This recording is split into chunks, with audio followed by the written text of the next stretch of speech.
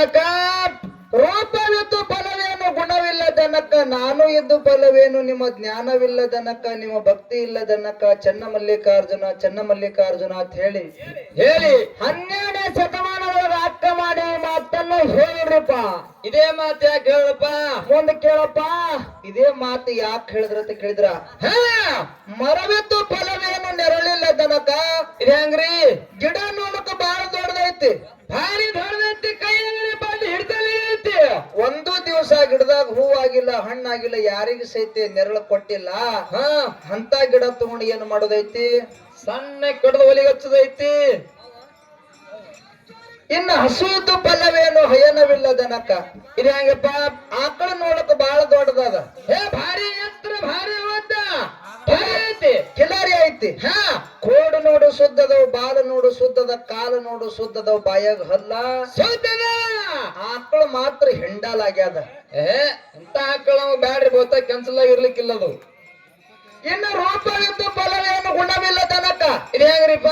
ನೋಡಕ್ ಬಹಳ ಚಂದ ಕಾಣಿಸ್ಲಿಕತ್ತಾರ, ಚಲೋ ಕಾಣಿಸ್ಲಿಕತ್ತಾರ. ಹೌದು, ಅವ್ರ ಬಲ್ಯಕ್ಕ ಗುಣನೇ ಸರಿ ಇದ್ದಿದ್ದಿಲ್ಲ ಅಂದ್ರ ಅವ್ರಿಗೆ ತಗೊಂಡು ಏನ್ ಮಾಡೋದೈತಿ? ನಾ ಹೋಗ್ತಾರ ಹೇಳ್ತೀನಿ ಗಾಡ್ಯಾಗ. ಎಷ್ಟೋ ಮಂದಿ ದೇವರ ಗುಡಿಗೆ ಬಂದು ಹಣಿ ಹೊಡಿತಾರ, ನಮಸ್ಕಾರ ಮಾಡ್ತಾರ.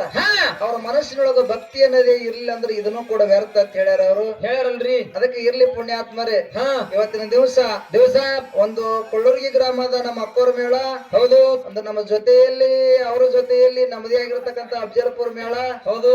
ಅಕ್ಕ ಹೇಳಿದ್ರು, ಯಾರು ಹೇಳ್ರಿಪ್ಪ? ನಮ್ ಪ್ರೀತಿಯ ತಮ್ಮ ಜನಪದ ಹಾಡ್ಬೇಡ ಹೇಳಿದ್ರು ಅವ್ರು. ಹೌದು, ಇಲ್ಲಿ ಅಕ್ಕನ ಬಳಗದವ್ರೇ ಲಂಗ ದಾವಣ್ಯಾಗ ಮಸ್ತ ಕಾಣತಿಲ್ಲ ಲಾವಣ್ಯ ಅಂತೇಳಿ ಅವ್ರು ಹೇಳ್ತಾರ. ಅಕ್ಕರೇ ಹಾಡ್ಬೇಡ ಅಂತಾಳ. ಯಾರ್ದು ಕೇಳುದು ಯಾರ್ದು ಬಿಡುದು? ಅಕ್ಕನ ಅಭಿಮಾನಿಗಳದ ಕೇಳಬೇಕು, ಏನ್ ಅಕ್ಕಂದ ಕೇಳಬೇಕು?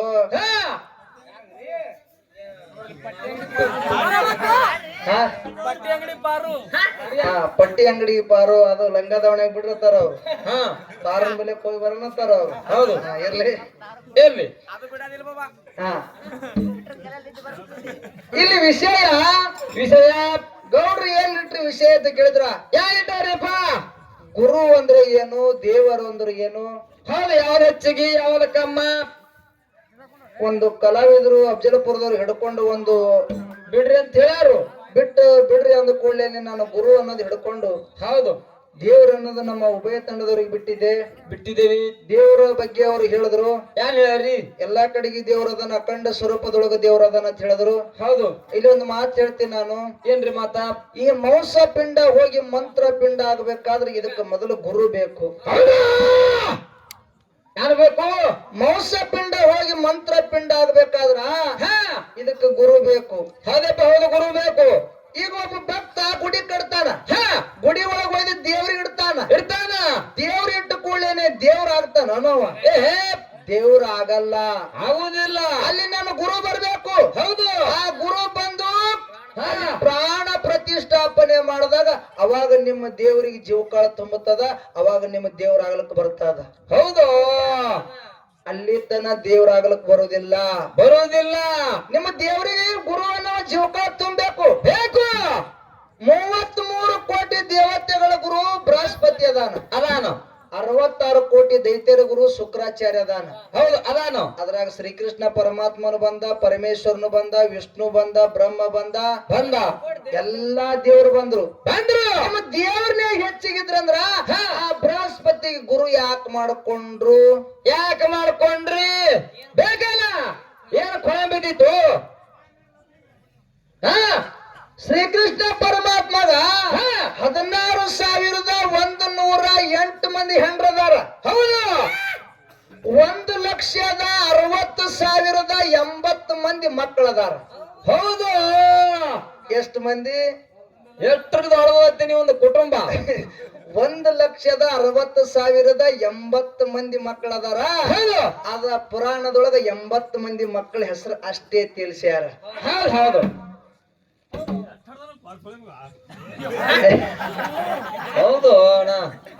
ದೇವರಿಗೆ ಸುಳಿ ಮಗ ಇರ್ಲಿ, ಗುರುವಿನ ಮೇಲೆ ಕಟ್ಟು ಪವರ್ ಐತಿ.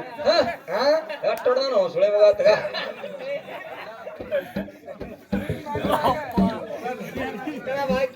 ಇಷ್ಟೆಲ್ಲ ಹೆಂಡ್ರದಾರ, ಇಷ್ಟೆಲ್ಲ ಮಕ್ಕಳದಾರ.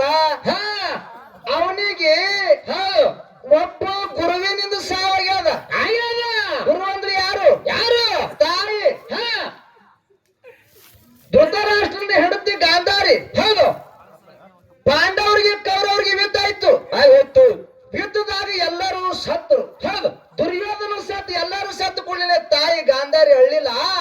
ದುರ್ಯೋಧನ ಸತ್ತು ಕೂಡಲೇ ತಾಯಿಗೆ ಬಹಳ ದುಃಖ ಆಗಲಕತ್ತು.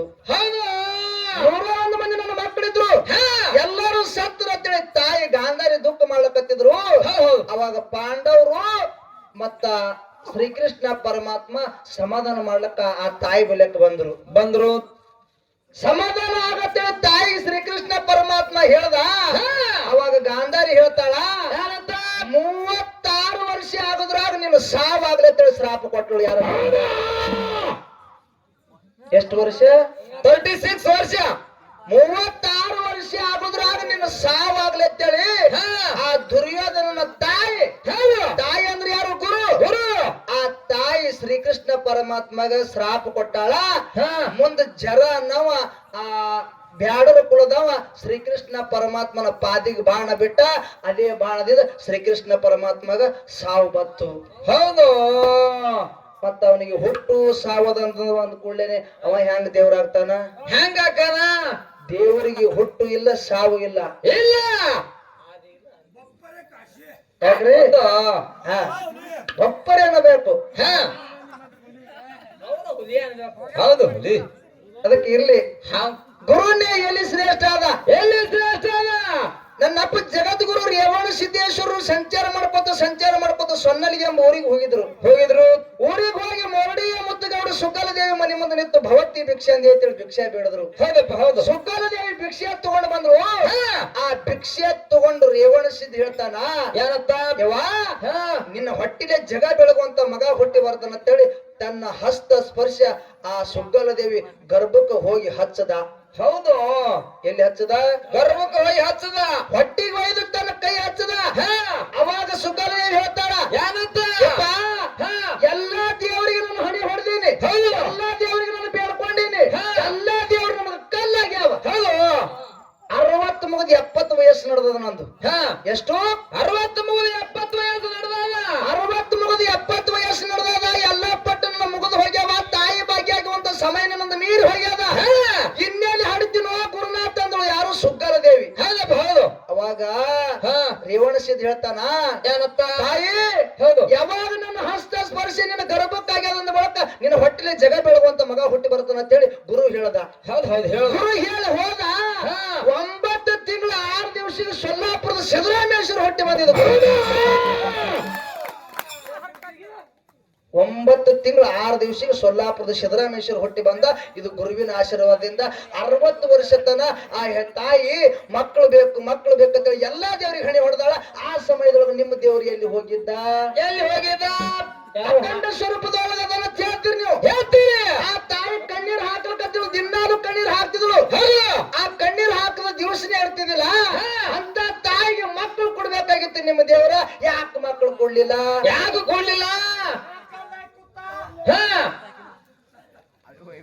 ಹಾಟನ ದೇವ್ರ ಮಕ್ಕಳು ಕೊಟ್ಟದ ಬೈತು ತಾಯಿ. ಹಂಗೇನು ಬೈದಿಲ್ಲ ಅವರು.